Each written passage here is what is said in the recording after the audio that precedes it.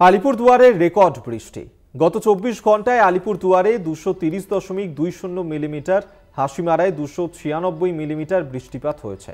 একদিকে ভুটান পাহাড়ে অবিরাম বৃষ্টিপাতের পাশাপাশি আলিপুরদুয়ারে অতিবর্ষণে বিপর্যস্ত জনজীবন।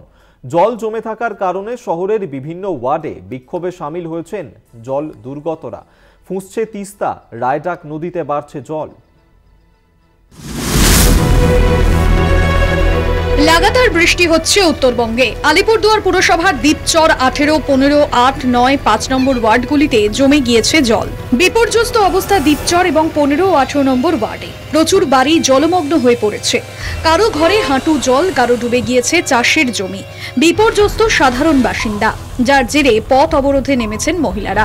ব্যাহত যান চলাচল। শহরের পাশ দিয়ে বয়ে যাওয়া কালজানি নদীর বেড উঁচু হয়ে যাওয়ার ফলে বর্ষার সময় নদীর জল শহরে ঢুকে যাওয়ার আশঙ্কায় বন্ধ রাখা হয়েছে স্লুইস গেটগুলি। সেই কারণেই শহরের জমা জলের নিকাশি ব্যবস্থা ভেঙে পড়েছে বলে দাবি বাসিন্দাদের। এই ড্রেনটা এই পাশে এইটা করছে, এটা করার পর এখন দেখি এইদিকে সুইচ গেটের এসে নোংরা আবর্জনায় ভর্তি। পরে এইখান থেকে জল সব ওভারে একদম সবার ঘরে ঘরে ঢুকতেছে জল। তা আমরা কত কষ্ট করবো, কত ভুগন্তি হবো। মালপত্র নিয়ে সবসময় মাথায় করে নিয়ে বেরোতে হয়। কেন এটা হবে কেন? এই আজকের এই পিসের থেকে না, এই সে বাম আমলের থেকে শুরু হয়েছে এই জিনিসটা পুরো। আমাদের এখানে প্রত্যেক বছর বৃষ্টি হলে আমাদের 8 নম্বর ওয়ার্ড বেলতলা মারুতি গ্যারেজ, ওখানে আমাদের জল হয়ে যাচ্ছে। আমাদের বাড়ি থেকে বেরোনো বন্ধ হয়ে যাচ্ছে। বাচ্চা কাচ্চাদেরকে নিয়ে যেতে পারছি না কোথাও। আমাদের তো বাচ্চা কাচ্চা পড়াশোনা থাকে, শুধু স্কুল বন্ধ হলে তো হবে না, আমাদের তো আরো কাজ থাকে বাচ্চা কাচ্চাদেরকে নিয়ে।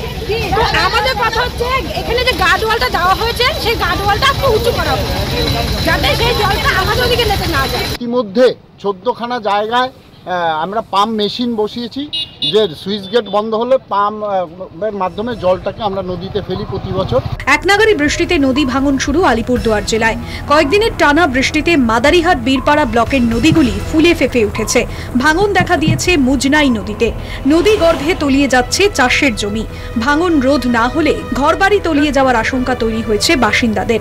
সারা রাত বৃষ্টি হয়েছে, কাল থেকে শুরু হয়েছে, আজ পর্যন্ত কন্টিনিউ হয়ে যাচ্ছে এবং এখন বৃষ্টি হয়ে যাচ্ছে, ডিজলিং হয়ে আছে এখন। আর আমাদের জল বাড়ছে নদীতে, কালজানি নদীতে এখন রাইজিং আছে আর কি, রাইজিংয়ে চলছে আর কি। জলে নদী একদম ফুলে ফেপে উঠেছে। পুরো ঘরের মধ্যে জল ঢুকে ডেলি, আর খাওয়া দাওয়া বানানো হয় না। কবে থেকে এই সমস্যা? কবে থেকে মানে 15 দিন ধরেই শুরু হয়েছে। চলছে প্রতি বছরই হয় নাকি? ডেলি ঘরে জল ঢুকে। এখানে আমাদের জলের সমস্যা, জলই যায় না। যে ওখানে যে বাগানে ওখানে ওয়াল করে দিচ্ছে, ওইটার জন্য সব জল এদিকে আসে, বাগানে তো জল যায় না। বৃষ্টি হলেই গ্রাম জলমগ্ন। হ্যাঁ, পুরো জল আসে। কয়টা বাড়ি জলমগ্ন হয়ে যাবে? এখানে আছে 6-7টা বাড়ি। সব জলমগ্ন? বাড়ি তো জল ঢুকে যায়? হ্যাঁ, এখনো জল ঢুকে সব ওই যে পাকা ফেটে গেছে। এলাকার রাস্তায় প্রায় 1 কোমর জল। বেশ কিছু বাড়ির ভেতরেও জল ঢুকেছে বলে অভিযোগ।